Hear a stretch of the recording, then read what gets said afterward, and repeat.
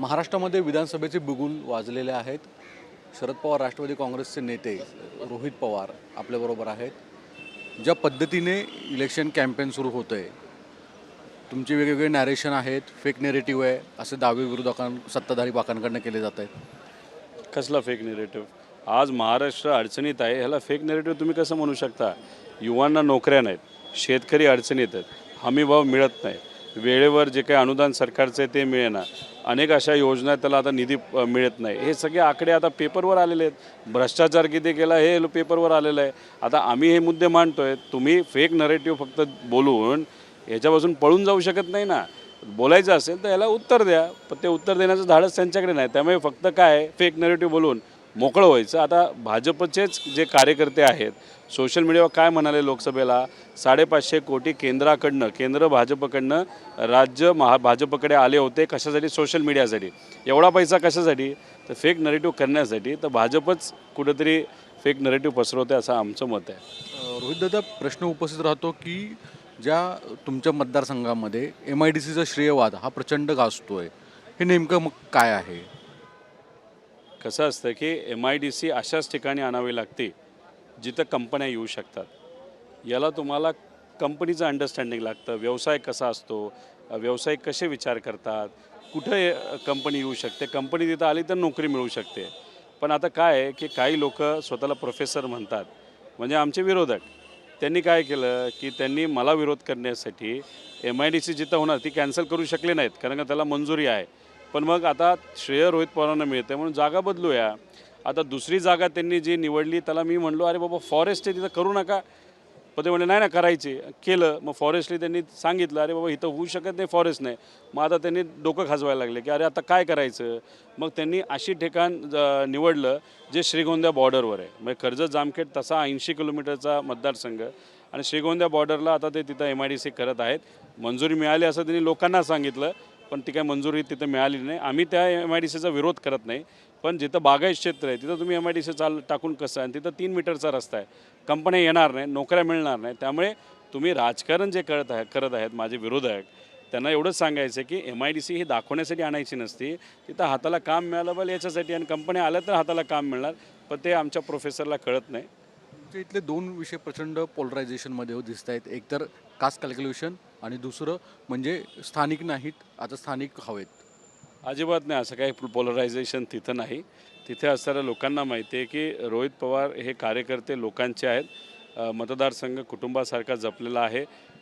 Lumpy रोग आला, भेदभाव न करता, सरकार कमी पडलं तिथं आपण स्वतः लस घेतल्या, जनावरांना तिथं दिल्या. पिण्याच्या पाण्याच्या बाबतीतसुद्धा ज्या बूथवर मी मायनस आहे त्या बूथवरसुद्धा तिथं असणाऱ्या लोकांना आपण पाणी दिलं. त्यामुळे कुठेही आपण कुठल्याही प्रकारचा भेदभाव न मनामध्ये ठेवता तिथं असणाऱ्या लोकांना सेवा दिली. हे तिथं असे स्वाभिमानी लोक त्यांना माहीत आहे, आणि हा विषय त्यांना माहिती असल्यामुळे भाजप काही गोष्टी करण्याचा प्रयत्न करत आहे, पण त्याला काय यश मिळेल असं मला वाटत नाही. दुसरीकडे जवळपास 11 लोक पवारसाहेबांच्या पार्टीमध्ये, म्हणजे तुमचे ज्यावेळेस सहकारी राहिले नाहीत ते येताना दिसत आहेत. भाजपमधनं येत आहेत, इतर येत आहेत. मग जे एकनिष्ठचा नारा जो दिला गेला होता तो कुठेतरी त्याच्यामध्ये संभ्रम तयार होतोय. नाही नाही, अजिबात नाही. 80% ते 85% ठिकाणी पवारसाहेब निष्ठावंतांनाच संधी देणार. हे तुम्हाला यादी जेव्हा जाहीर होईल ते तुम्हाला बघायला मिळेल. दुसरं की आवर्जून तुमच्या मतदारसंघामध्ये येऊन साहेबांनी जी भूमिका मांडली होती की तुम्हाला महाराष्ट्राचं आता लक्ष द्यायचं आहे, एक वर्ष इथं देतील आणि नंतर महाराष्ट्रात येतील, आणि नंतर जयंत पाटील साहेबांच्या इथे जातात, तिथेही मोठी ताकद देण्याची भाषा करतायत. नेमके याचा अर्थ तर्क काय आहे? नाही बघा, मी माझ्याबद्दल बोलू शकतो. पवारसाहेबांनी जे वक्तव्य केलं त्यांच्या आयुष्याला माझा जो काही राजकीय प्रवास आहे त्याला त्यांनी जोडून पाहिलं. त्याच्यावरनं मी एकच गोष्ट घेतो की पवारसाहेबांनी एक शाबासकीची थाप पाठीवर दिलेली आहे की आत्तापर्यंत जे काम केलं आहे चांगलं केलं आहे, लोकांसाठी केलेलं आहे, याच्याही पुढं तुला असंच काम करावं लागेल. पवारसाहेबांच्या वक्तव्याकडनं मी एवढंच घेतलेलं आहे की ज्या दिशेने मी चाललेलो आहे, ज्या पद्धतीने मी चाललेलो आहे, जो विचार मी घेऊन पुढं चाललेलो आहे, तो योग्य दिशा, योग्य विचार आणि लोकांसाठी चांगलं काम करतो आहे. त्यामुळे एवढंच मी मनामध्ये घेऊन आता काम करत आहे. जोश थोडासा जास्त मिळालेला आहे. जयंत पाटील साहेबांना मुख्यमंत्री करायचं स्वप्न आहे, तुम्हाला वाटतं योग्य?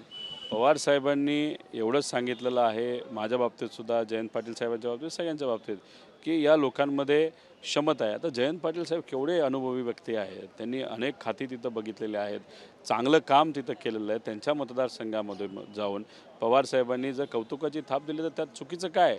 एखादा नेता 30-35 वर्ष राजकारणामध्ये चांगलं काम करत असतो, त्याचं कौतुक पवार साहेबांनी त्यांच्या मतदारसंघामध्ये म्हणजे जयंत पाटील साहेबांच्या बाबतीत केलं. मी सुद्धा त्यांच्या कार्याबद्दल आणि त्यांनी जे काही राजकारणामध्ये मुख्यमंत्री पदाचं आहे, कारण की सुप्रियाताईंचं पण नाव स्वतः संजय राऊत सांगतात.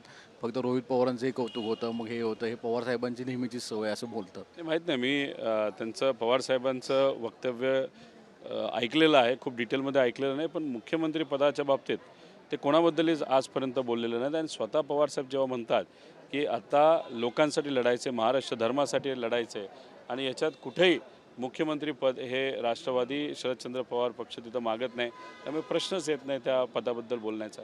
दुसरा असा शेवटचा प्रश्न, राष्ट्रवादी अजितदादांबरोबर जी लोकं गेली होती ती लोकं आवर्जून आज तुतारी हवी आहे असं म्हणतात. का ही हवा बदलली म्हणून हे सगळी गणितं बदललीत? नाही, आता त्या सर्व आमदारांना आणि नेत्यांना एक गोष्ट कळालेली आहे की पैसा, सत्ता याच गोष्टी सगळं असतं असं नाही. लोकांचं मत, विचार, जो विचार आपण पुढे घेऊन चाललेलो आहे, निष्ठा, यालासुद्धा कुठं ना कुठेतरी महत्त्व आहे. आणि लोकातून म्हणजे मतदारांकडनं जेव्हा एक संदेश मिळतो की तुम्ही ज्या पक्षामध्ये आहात, ज्यांच्याबरोबर म्हणजे भाजपबरोबर आहात, त्यांच्याबरोबर जर राहिलात तर आम्ही तुम्हाला काही निवडून देत नाही, म्हणून ते सर्व अनुभवी लोक हे पवारसाहेबांकडे यायला तयार आहेत. पण पवारसाहेब काही सगळ्यांनाच घेतील असं नाही. पवारसाहेब मेजॉरिटी 80-85% ठिकाणी निष्ठावंतांना संधी देतील आणि 10-15% ठिकाणी राजकीय समीकरण हे काही प्रमाणात आपल्याला बघावं लागेल. यावेळेचा स्ट्राईक रेट जोरदार राहील राष्ट्रवादीचा, शरद पवार साहेबांचा पार्टीचा. दिल्लीवाल्यांना असं वाटतं की गुजरातची स्ट्रॅटेजी या महाराष्ट्रामध्ये चालेल. त्यांनी किती काय केलं तर या महाराष्ट्रामध्ये लोक ज्या पद्धतीने विचार करतात ते पवारसाहेबांना माहिती. इथले लोक स्वाभिमानी आहेत आणि दिल्लीसमोर न झुकणारे आहेत. अशात पवारसाहेब योग्य उमेदवारांना संधी देऊन 100% स्ट्राईक रेट हा राष्ट्रवादी शरदचंद्र पवार या पक्षाचा चांगला असेल, महाविकास आघाडीचा चांगला असेल आणि महाविकास आघाडीची सत्ता ही या महाराष्ट्रामध्ये आलेली आपल्या सर्वांना 1-1.5 महिन्यानंतर दिसेल. धन्यवाद. आपल्याबरोबर रोहित पवार होते आणि त्यांनी भूमिका स्पष्ट मांडली की सरसकट सगळ्यांनाच तिकीट दिले जाणार नाही आहेत. जे निष्ठावंत आहेत त्यांचाच प्राधान्याने विचार केला जाईल आणि महाराष्ट्रामध्ये महाविकास आघाडी येईल. राष्ट्रवादी शरद पवार गटाचा जो पार्टीचा स्ट्राईक रेट आहे तो सर्वाधिक चांगला राहील. व्हिडिओ जर्नलिस्ट जितेंद्रसह सागर कुलकर्णी, NDTV मराठी, मुंबई.